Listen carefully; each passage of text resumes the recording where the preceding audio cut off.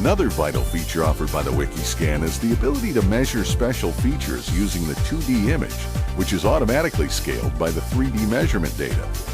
If one selects the flexible surface joint type, he can easily acquire a measurement over any surface type.